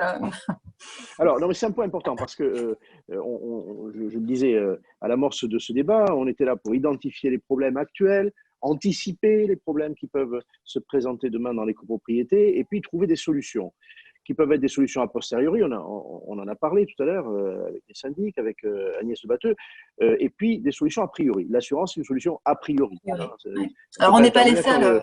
Voilà. Alors, vous n'êtes pas les seuls, mais justement, ayant un propos sur le produit lui-même, on n'est pas là pour faire de la publicité, mais pour faire de la didactique. Ce produit aujourd'hui, on va être clair, il est infiniment moins connu que le produit contre les impayés de loyer, qu'on a évoqué il y a quelques semaines. Et on a aussi dit, pour les impayés de loyer, je ne sais pas si on peut comparer, il est temps, quand il n'y a pas encore d'impayé au préjudice d'un propriétaire bailleur, de lui conseiller de se protéger. Et beaucoup d'administrateurs de biens ont dit « je le fais ». Est-ce que vous diriez aussi aux syndics de copropriété, tournez-vous vers vos copropriétaires et dites « écoutez, il se passe des choses dans notre pays, aujourd'hui votre santé est établie, vous êtes assurable, il faut y aller ».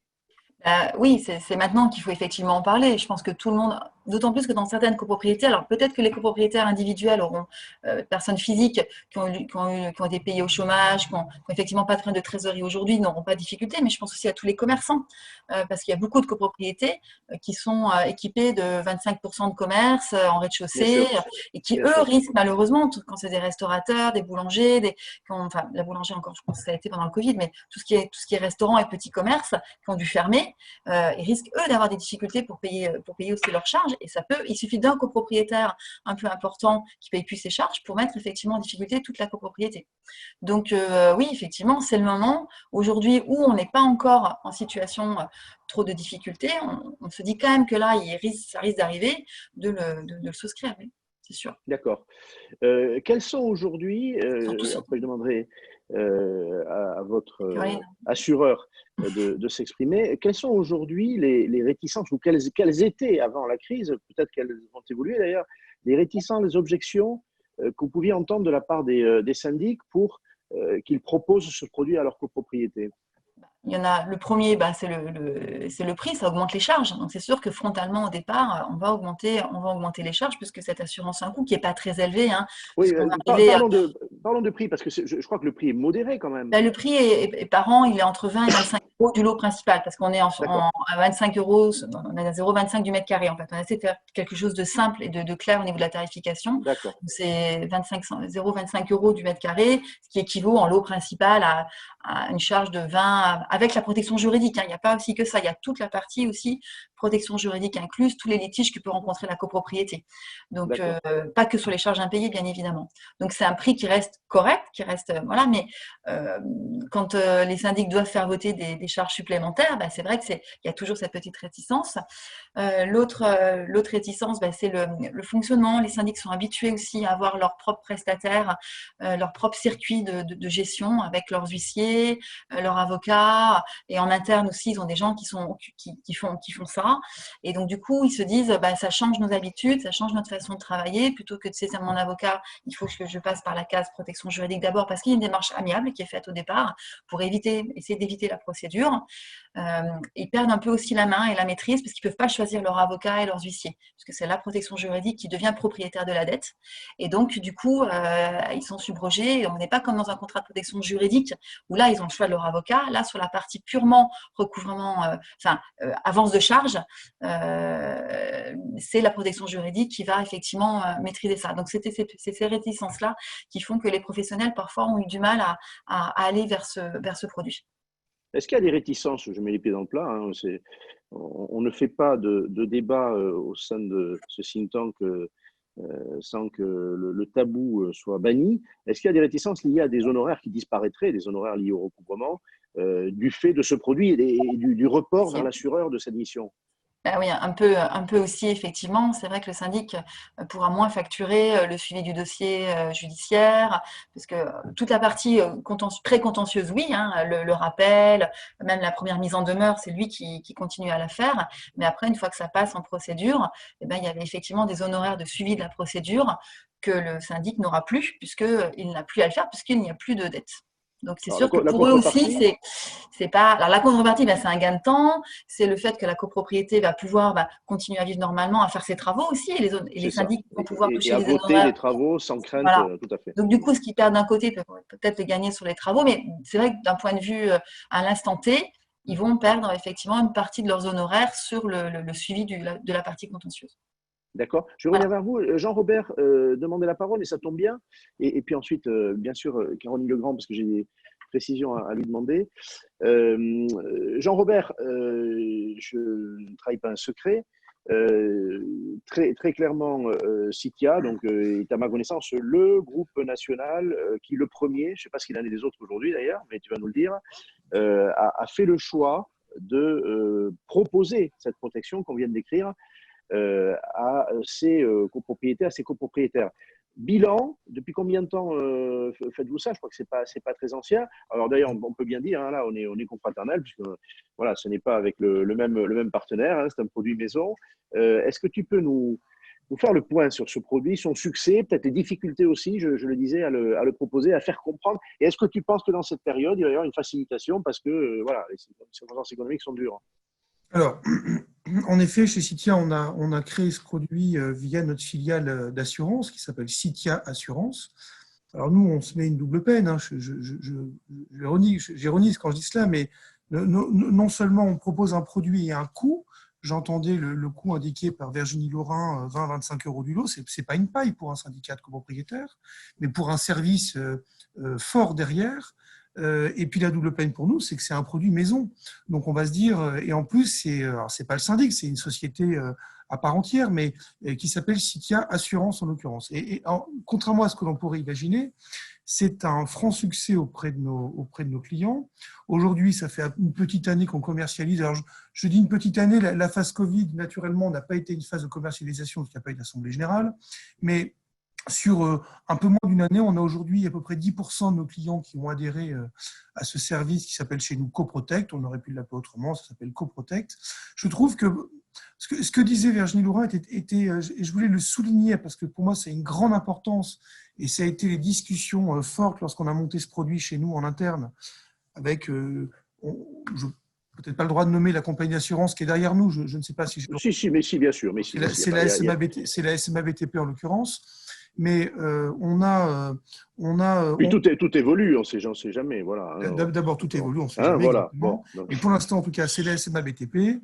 Et on s'est posé la question, faut-il monter un produit où finalement l'indemnité de l'assurance est une véritable subrogation, ou est-ce que c'est une avance consentie? Et donc, on est parti sur ce qui semblait être également la solution offerte du côté de Virginie, c'est-à-dire c'est une avance.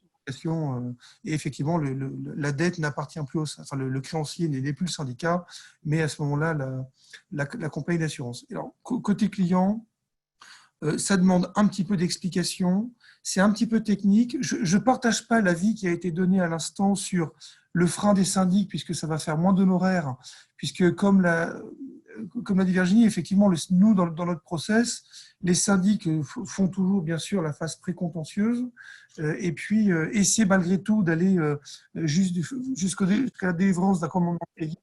Mais après, si vous voulez, le nombre de cas où le syndic assigne au fond par rapport à un nombre de débiteurs, heureusement que pour la vie d'un immeuble, la plupart des dettes se règlent de façon, dans le cadre du précontentieux et de façon amiable. Parce que sinon, on n'y arriverait plus. Et finalement, le nombre de cas où on est amené à déclarer un sinistre ou à assigner au fond, il n'y en a pas tant que ça d'ailleurs. Hein. Il n'y en a pas tant que ça. Hein. Enfin, en tout cas, c'est ce que je constate chez nous. Donc, voilà, pour moi, le sujet n'est pas un sujet d'honoraire. Du côté du syndicat, vous savez, le temps judiciaire étant ce qu'il est, je ne vais pas faire de commentaires particuliers, le temps judiciaire étant ce qu'il est, un syndicat, il a tout intérêt à avoir une trésorerie en permanence à flot pour pouvoir payer ses fournisseurs. Tout à l'heure, bien sûr. Parlais Ça a été dit aussi par Virginie. Hein, c'est l'avantage à mettre en contrepartie. Ça a été très bien dit. Ça a été très bien dit. Et pour finir, si on regarde effectivement nos rentabilités de métier de syndic dans nos maisons, chacun appréciera comme il l'entend, mais moi, je trouve qu'un syndic, y compris hors période Covid, qui travaille pour un syndicat de copropriétaires et qui ne peut pas se payer, je veux dire, c'est quand même… Je sais bien que nous sommes un fournisseur parmi tant d'autres, mais on est aussi le fournisseur qui gère la copro. On est aussi un fournisseur particulier à ce titre-là. Donc, pourquoi ne pourrions pas nous payer? Voilà. Alors après, tant que ça reste à la marge, c'est pas grave. D'accord. Ce mécanisme donc de subrogation, effectivement, c'est ce qui a été choisi. Et finalement, on se substitue aux copropriétaires débiteurs pour que la vie continue. Est-ce qu'il a aussi une incitation a priori, est-ce que tu l'as constaté chez SICA, pour avoir des process d'appel, de recouvrement encore plus cadrés, parce que voilà, l'intérêt n'est pas de faire des sinistres, c'est de pouvoir y répondre si sinistre il y a, mais c'est surtout de les éviter aussi. Alors, nous on a mis en place un processus en parallèle supplémentaire au moment de mettre en place des contrats coprotect. Alors d'ailleurs, on ne réserve pas ce process supplémentaire qu'aux copropriétés qui adhèrent à ce service, mais à tous nos clients sans exception. C'est qu'on a mis en place la relance gratuite par mail. La relance gratuite par mail, elle est bien parce qu'elle est gratuite. Elle est gratuite pour le client débiteur, mais elle n'a pas un coût supplémentaire pour le syndic ou alors la marge. Et donc, elle se fait par mail et elle se fait assez rapidement suivant la date d'exigibilité. Alors, la particularité chez nous, c'est qu'on envoie les appels de fonds relativement tôt et on traite la dette quand on a dépassé en fonction de différentes échéances. La date d'exigibilité, en revanche, une des difficultés de gestion de ce produit, c'est qu'il est encadré naturellement comme l'assurance des loyers impayés, il est encadré très fortement dans un délai de déclaration au-delà duquel vous n'êtes plus couvert. Donc, ça vous oblige, à faire vos relances, puisque c'est un prérequis que va vérifier l'assurance au moment de la déclaration. Bien sûr. Et puis, on est bien sûr très encadré en termes de délai. Donc, c'est deux conditions qui obligent le syndic à un travail d'excellence. Alors, notre objectif n'étant pas de nous fâcher avec nos clients, parce que c'est pas ça, mais pour autant, l'impayé, on doit le traiter avec rigueur et sérieux. On a donc mis en place la relance gratuite. Et ce qu'on essaie de faire, c'est beaucoup de pédagogie. À chaque fois qu'on fait un acte, on explique au client que s'il ne paye pas, voilà l'acte que nous ferons après et à quel prix, s'il est facturé. D'accord. Voilà. D'accord. Très bien. Dernière chose, tu n'es pas obligé de me répondre, quoique, ça va me faire de la peine. Après combien un an de création de ce produit? À peu près. À peu près un an. quel taux de couverture ou quels objectifs? En fait, tu réponds comme tu veux, mais pour nous donner un repère, je disais que ce produit, on ne l'a pas caché avec Virginie, il exige une didactique, hein, tu le dis aussi. Je pense qu'aujourd'hui, les circonstances peuvent faciliter ce travail de conviction des copropriétaires, mais avec quelle réussite aujourd'hui vous proposez ce produit? Aujourd'hui, je l'évoquais tout à l'heure, on a légèrement plus de 10% de nos clients qui ont adhéré. D'accord. Notre objectif, il est d'être, à partir du moment où on est convaincu et on sait, parce qu'on pratique, que ce produit est un bon produit, c'est d'en équiper le plus possible nos clients, alors qu'ils le souhaitent. Naturellement, ça passe par un vote d'assemblée générale. On a cette explication avec les conseillers syndicaux au préalable. Parfois, ils adhèrent, parfois, ils n'adhèrent pas. Donc voilà, on travaille avec eux en toute transparence. Bien sûr.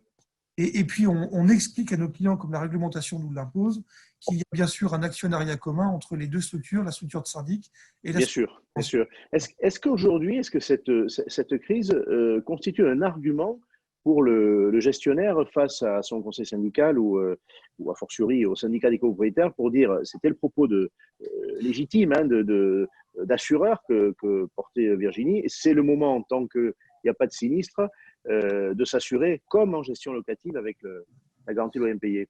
C'est d'ailleurs une des conditions, oui c'est un argument, c'est d'ailleurs une des conditions à la souscription du contrat, c'est-à-dire qu'une copropriété peut être, alors toutes nos copropriétés sont plus ou moins débitrices, mais une des conditions c'est que bien sûr on soit le plus éloigné possible des fameux 25% de sommes impayées constatées, et puis le copropriétaire qui a la souscription et débiteur n'est pas couvert.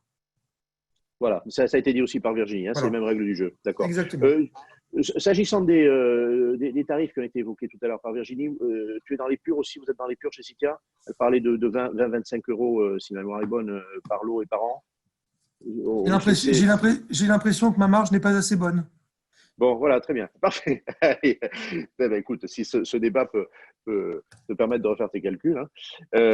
Alors, je viens vers Virginie Legrand qui a eu la patience nécessaire. Il y a toujours un dernier intervenant. Bon, mais il est mis sous les feux de la rampe.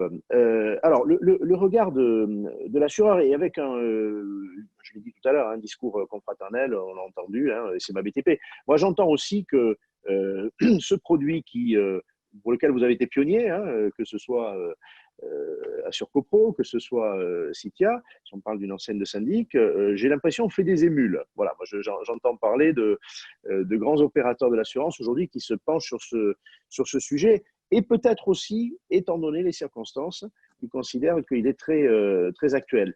Donc le regard de l'assureur et aussi sur le risque de dégradation. Je parlais tout à l'heure de rapport sinistre à prime, hein, c'est précieux pour un assureur, les grands équilibres. Quelles anticipations fait l'assureur CFDP Assurance qui a choisi de s'engager dans cette voie? Alors effectivement, sur l'anticipation, aujourd'hui c'est très difficile. Alors vos propos de ce soir vont nous rassurer parce qu'il n'y a pas encore beaucoup d'impayés. On est là pour effectivement pouvoir donner une protection aux copropriétés. C'est vrai que quand le contrat a été mis sur pied, c'était, je crois, il y a à peu près 4 ans, au moment de la loi Allure, c'était pour pallier à la difficulté des copropriétés en difficulté, le seuil des 25%. Aujourd'hui, je crois que cette crise sanitaire va vraiment faire prendre conscience aux copropriétaires de l'importance d'avoir ce contrat. Parce que un des arguments qui sont aussi parfois avancés par les conseils syndicaux, c'est on ne veut pas souscrire une assurance charge impayée parce qu'on ne veut pas favoriser les débiteurs. C'est-à-dire on ne veut pas que l'assureur paye pour les mauvais payeurs. On sait très bien qu'il y a des copropriétaires qui peuvent avoir tendance à ne pas payer leurs charges parce qu'ils vont préférer s'organiser sur les loisirs ou toute autre charge. Aujourd'hui, la crise sanitaire va prouver que ce contrat est indispensable pour la bonne gestion de la copropriété et que là, on ne paye plus, on va dire, pour un mauvais payeur, on paye pour une personne qui a été malheureusement victime du Covid. Et comme le soulignait Virginie tout à l'heure, on a dans les copropriétés, d'une part, effectivement, des commerçants, Tout à l'heure, je pense au début, on parlait des bailleurs privés où c'est leur seule retraite. Du coup, ils vont pas pouvoir payer leurs charges. Ben là, la solution que nous avons proposée va trouver en fait toute sa splendeur, si je peux me permettre de m'exprimer ainsi. Mais on apporte une vraie solution. Et une solution, en fait, on a anticipé une crise et aujourd'hui, je pense que c'est le moment de souscrire parce que, alors effectivement, comme le précisait Virginie, on est sur un contrat d'assurance et au moment de la souscription, la copropriété déjà ne doit pas avoir un certain pourcentage de comptes débiteurs et les copropriétaires ne doivent pas être débiteurs. Donc, c'est maintenant qu'il faut le souscrire parce que on ne sait pas, on n'arrive pas, et alors nous, protection juridique, effectivement, on cherche beaucoup d'informations parce qu'on a peur, en fait, du coup, où tout d'un coup, on va avoir énormément de déclarations. En sachant qu'en parallèle du contrat sur Trésor, nous, on est assureur spécialisé en protection juridique. Et dans nos contrats de protection juridique, toutes les copropriétés ont déjà le recouvrement de charges. Donc, on est inquiet sur les deux niveaux, c'est-à-dire est-ce qu'on va avoir un nombre important d'ouvertures de sinistres en recouvrement de charges, ou là, on est simplement pour faire une relance et ensuite pour payer les frais d'avocat, ou est-ce qu'on va avoir effectivement sur les contrats avance de charges de nombreuses déclarations. Aujourd'hui, on est incapable d'avoir une vision. Pour ma part, je pense que ça va se faire dans le temps. C'est une crise dont on ne va pas forcément se relever. Déjà, on a certaines villes de France qui sont liées à l'événementiel ou au tourisme, où je pense que l'effet va se produire en octobre-novembre. Il faut être prévoyant et voilà. Moi, j'ai toujours cru à l'anticipation, j'ai toujours cru qu'il fallait se protéger et je pense que là, c'est une sage décision. Alors, peut-être que je vais regretter mon propos dans un an parce qu'effectivement, le rapport sinistre à prime sera trop dégradé. Parce que ce qu'il faut bien comprendre, c'est que là, c'est un contrat où le copropriétaire est débiteur, il n'a pas pu payer son appel de charge. Nous, assureurs protection juridique, on va payer. C'est-à-dire qu'on fait un chèque et on fait un chèque à partir du moment où on a tous les éléments, c'est dans les 8 jours. Donc, pour la copropriété, elle se retrouve de nouveau en capacité de disposer du budget dont elle a besoin pour les travaux, pour payer les fournisseurs. Donc, c'est vraiment une solution qui est rapide à mettre en œuvre et facile. Et après, malheureusement, c'est l'assureur qui va devoir attendre la décision des tribunaux. Et on sait qu'aujourd'hui, on va jusqu'à, suivant les tribunaux et les villes, 3 ans pour avoir une décision pour le recouvrement. Et ensuite, il faut le recouvrer. Caroline, justement, je vais revenir sur votre façon de faire parce que c'est important. On a parlé des rapports de manière très concrète, pas que juridique, très pratique, entre le syndic, ses copropriétaires lorsqu'ils viennent à être en difficulté. Là, c'est l'assureur qui s'intercale, prend la place. Une petite précision, si demain, ça paraît évident dans votre propos, mais si demain un copropriétaire vient à être défaillant à la suite de la Covid-19 parce qu'il a perdu son emploi, etc., ce n'est pas un cas d'exclusion. La question s'est posée pour la gestion locative, ce n'est pas un cas d'exclusion. Non, pour nous, ce n'est pas une exclusion. Alors, la question des procédures de recouvrement, puisque vous n'êtes pas là pour perdre l'argent que vous allez avancer, mais pour le récupérer. La récupération de cette créance, est-ce qu'elle passe chez vous par des procédures, spécialement dans cette période, avec aussi de l'humanité? Allez, je dis le mot, avec de la souplesse, ou est-ce que tout de suite vous tapez et puis… Non, on a de la souplesse. Alors là, sur Assure Trésor, on a de la souplesse parce que de toute manière, à partir du moment où c'est nous qui devenons en fait le créancier, CFDP a choisi de travailler en souplesse. Et effectivement, on ne fait pas une mise en demeure, on écrit une lettre de rappel où on demande, quelles sont les dispositions pour pouvoir régler. Et nous, on accepte toujours un échéancier. L'échéancier, pour nous, c'est le principe.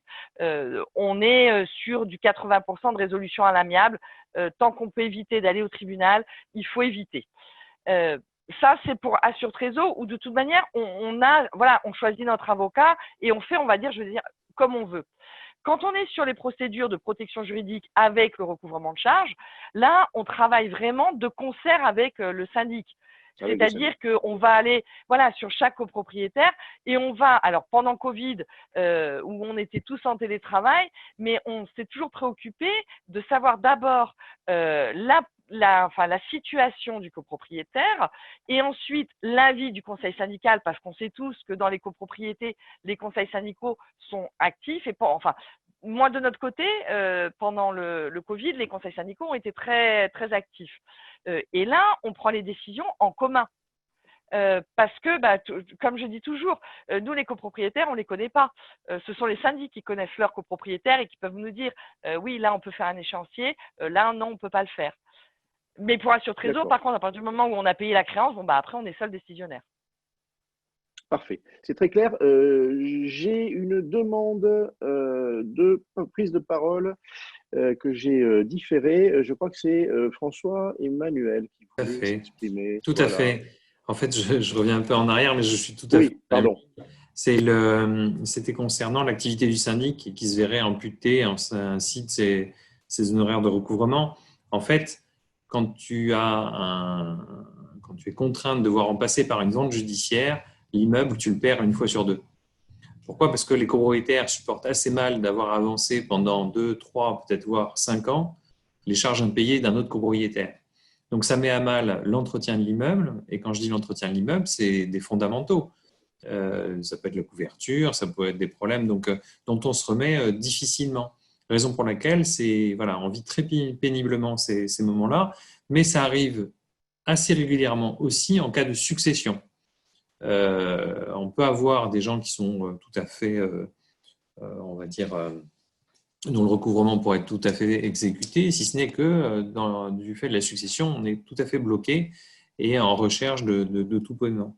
Là, on évite en fait ces deux écueils et ça me semble assez fondamental. Et le dernier point, qui me semble être en fait l'axe le plus intéressant sur ce produit, c'est la négociation. Je suis syndic de copropriété, j'engage des frais d'avocat pour le recouvrement. La personne paye pour le principal.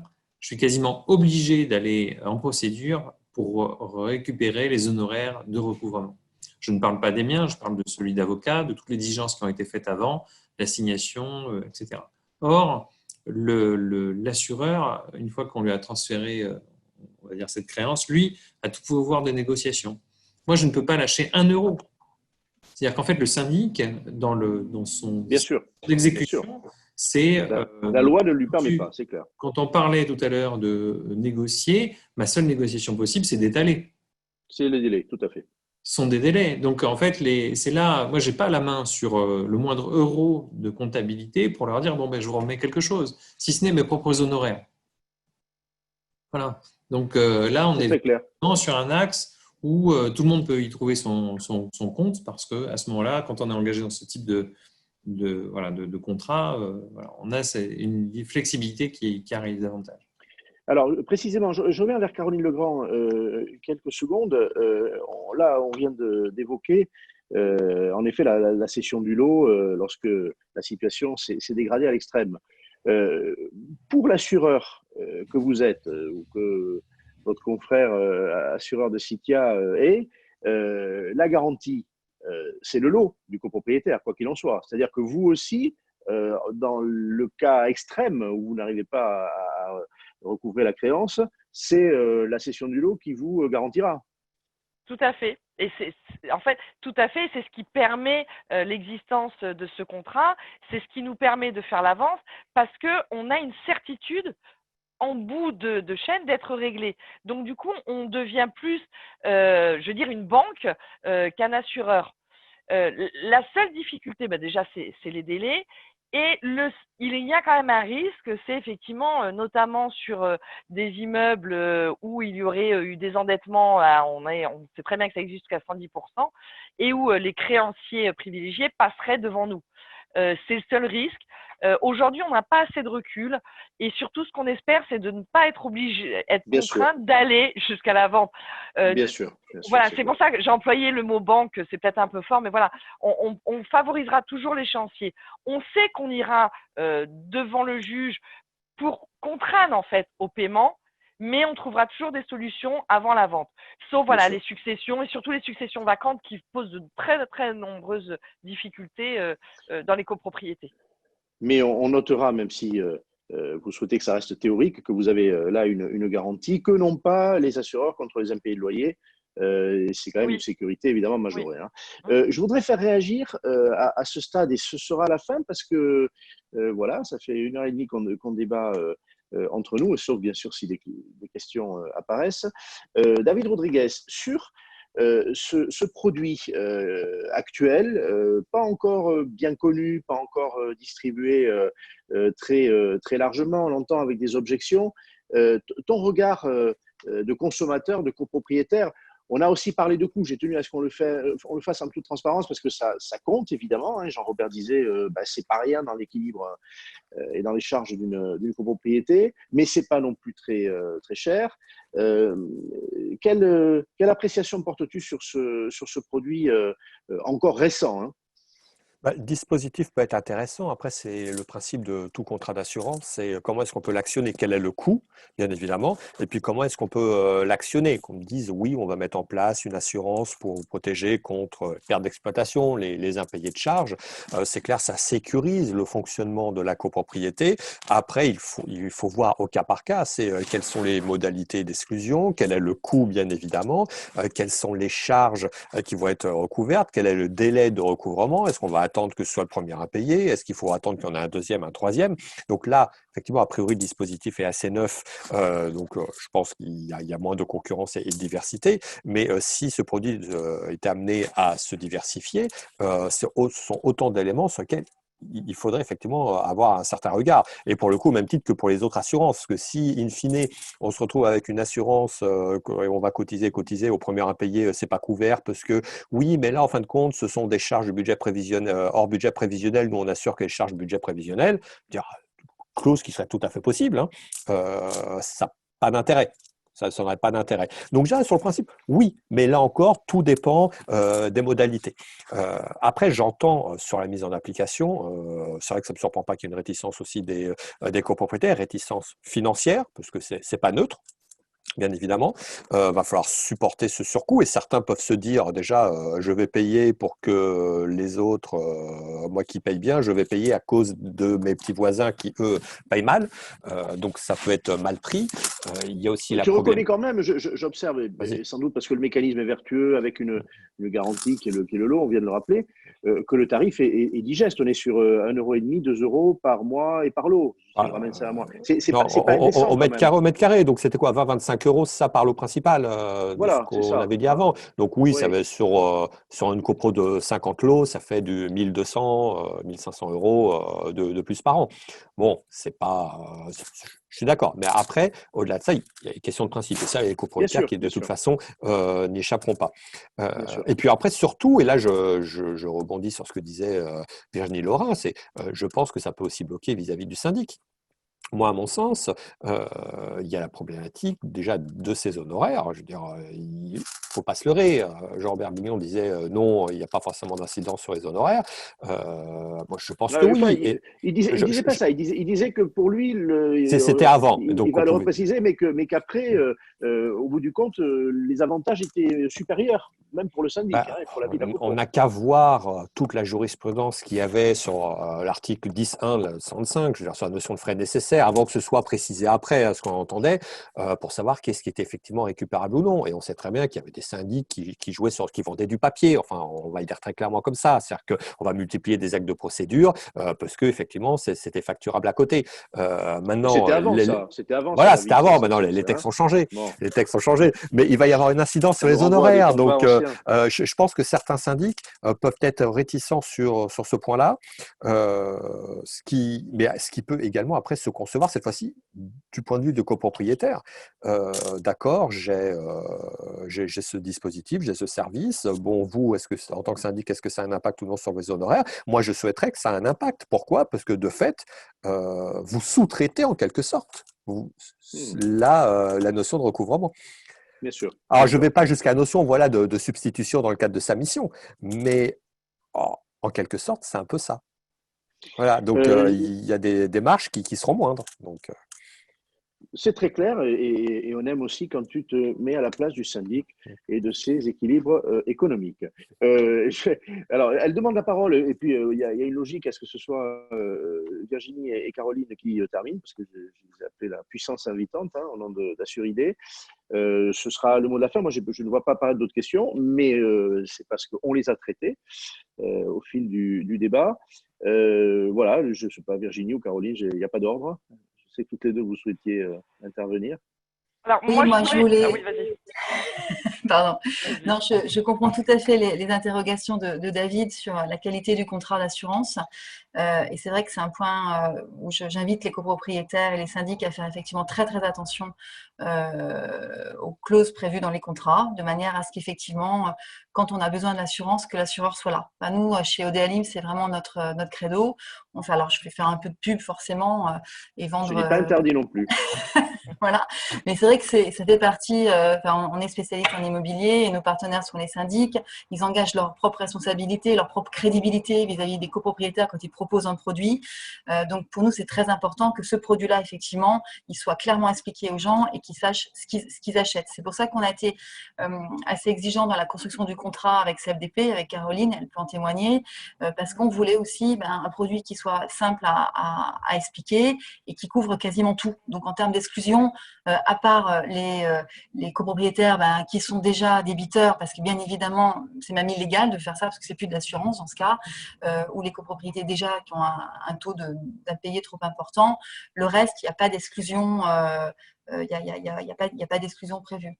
Quant au coût, oui, c'est sûr que au délai aussi d'intervention, on parlait s'il faut attendre 6 mois. Voilà. Là aussi, on a fait attention que ce soit très très rapide. Et au deuxième impayé, à partir du moment où il y a le deuxième trimestre est impayé, la protection juridique va pouvoir intervenir et payer directement en fait la copropriété. Donc en fait, ça va faire effectivement au bout de 5 mois, du premier 4 mois à peu près du premier impayé, la copropriété aura les fonds. Donc ça permet vraiment un fonctionnement très très fluide.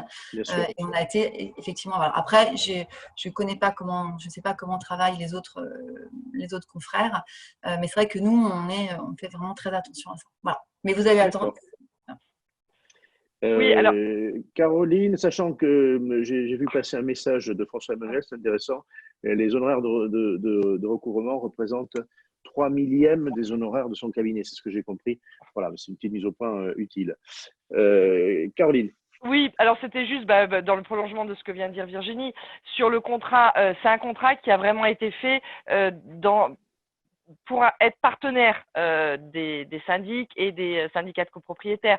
Donc, le but, c'était de couvrir un maximum de choses. Et pour rebondir sur ce que me disait M. Rodriguez, non, la garantie, ce n'est pas que le budget, c'est effectivement toutes les dépenses courantes, tous les travaux. Alors, il va y avoir peut-être quelques exceptions, mais qui sont minimes, mais on garantit tout. Et on a même poussé sur les petites copropriétés où on peut doubler le plafond parce qu'on sait que sur les petites copropriétés, c'est notamment quand il y a des travaux importants qu'on va avoir des impayés. Donc, le contrat a été fait le plus large possible. À part effectivement le copropriétaire qui est débiteur au moment de la souscription du contrat, on a très très peu d'exclusions. Et sur la mise en jeu, là encore, justement, nous, ce qu'on veut, c'est traiter rapidement le dossier. Donc, on a une mise en place. On sait que sur les loyers impayés, souvent, c'est compliqué parce qu'il faut rentrer dans de nombreuses cases. Là, sur les charges impayées, c'est beaucoup plus simple et on n'a pas le process du commandement de payer et tout. Mais pourquoi? Parce que nous, derrière, effectivement, on a une garantie, c'est le lot. Donc, on est beaucoup moins frileux pour procéder au règlement. Voilà, c'était juste quelques précisions. Une question, quand vous avez conçu ce produit, vous l'avez imaginé plutôt pour les petites copropriétés, vous venez de dire des choses intéressantes, sur les petites qui sont les plus nombreuses, rappelons-le, ou pour les grosses copropriétés? Parce que là aussi, on a entendu « Ah, mais ça s'adresse aux grosses copropriétés ». C'est pas ce que vous diriez aujourd'hui? Non, c'est pas sur les grosses. On a prévu un minimum de 4 lots et sinon… sur les nous, ça représente à peu près 5% de nos contrats actuellement. C'est varié. Ça dépend en fait de la typologie de la copropriété. C'est varié. D'accord, très bien. Après, c'est vrai que nous, on a plus été le prestataire, on s'est collé à ce que voulait le courtier qui connaît parfaitement ses syndics. Bon, alors, je suis obligé de renoncer à ce que j'avais dit, c'est-à-dire de terminer par la puissance limitante, parce que David redemande la parole. Je lui donne volontiers. David. Oui, c'est mon côté pénible, désolé. Juste pour rebondir, alors je faisais pas le procès de C'est votre ça, le client, offre. c'est ça, le Non, mais client. c'est ça, les consommateurs, c'est connu, c'est toujours des pénibles. Voilà, voilà. Donc, bon, d'une part, voilà, je faisais pas le procès de votre offre, mais je dis qu'il est juste que demain, vous avez un nouveau professionnel, une nouvelle entité qui vient sur le marché, rien n'empêcherait de faire une proposition à tarif, on va dire, cassé. Je dis n'importe quoi, 5 € par lot, mais je n'assure que les provisions sur le budget prévisionnel. Donc, c'est en ça qu'il faut être très attentif sur ce qu'on serait amené de lire. Et sur le contenu du contrat. Par contre, un point sur lequel j'avais pas rebondi et qui m'avait intéressé sur votre mécanisme, c'est sur les modalités de recouvrement et notamment sur les démarches et le fait qu'il y ait un échéancier, que vous parveniez à 80% de résolution amiable. Ça, c'est intéressant parce que le syndic, syndic, conseil syndical, eux aussi, ils peuvent travailler, ils doivent théoriquement même travailler de concert lorsqu'il y a des recouvrements et pouvoir, je ne vais pas dire au cas par cas parce que pas possible, mais on sait aussi que dans certaines copropriétés, il y a différentes typologies d'impayés. Il y en a où on sait que de toute façon, c'est un clinique, c'est un cyclique, il ne paye jamais, donc voilà. D'autres où on sait qu'il paye en retard, mais il est toujours à jour à la fin de l'année. Et d'autres, le conseil syndical le connaît parce que il a perdu, voilà, il a une mauvaise passe et donc on va plus facilement mettre en place un échéancier. Et donc, c'est vrai qu'il y a cette adaptation qui est intéressante, que l'on peut mettre en place dans certaines copropriétés avec le conseil syndical, que vous fassiez de même, du moins à la recherche d'une résolution amiable avec des échéanciers. Je trouve ça intéressant également. Et on rappelle ce qu'a dit François-Emmanuel tout à l'heure, c'est aussi que le syndic n'a pas de marge de manœuvre, il ne peut que recouvrer les charges plus tard éventuellement, et il ne peut pas toucher à la somme, il ne peut pas toucher au quantum. L'assureur, à un certain stade, évidemment, a cette liberté. Je voudrais vous remercier tous. Jean-Robert Bignon, je suis fier du diplômé de l'IMSI qu'il est. Bon, on rappelle qu'il est le patron de l'activité copropriété de Cynthia, un groupe national. François-Emmanuel Borel, président délégué de l'UNIS du Grand Paris, et puis du même syndic parisien. Agnès Lebateux, avocate spécialisée. Dominique Perdrier, qui a un regard d'auditeur sur les cabinets. David Rodriguez, qui est encore face à nous au titre de la CLCV. Et puis, bien sûr, les deux voix de l'assurance, Virginie Lorrain pour Assure Copro et Caroline Legrand pour CFDP Assurance. Je trouve que vous avez respecté le cahier des charges de nos réunions. Vous avez eu la plus grande franchise. Il y a eu un vrai débat avec beaucoup évidemment de courtoisie, mais je pense qu'on a fait avancer les choses et on a pu éclairer aussi ce que serait l'avenir des copropriétés dans les mois qui viennent. Ça méritera sans aucun doute qu'on s'y reprenne à deux fois et qu'on voit dans quelques mois quelle est vraiment la situation des immeubles collectifs. Merci beaucoup et à la prochaine fois, au prochain débat pour Assuridée. Merci à tous. Merci.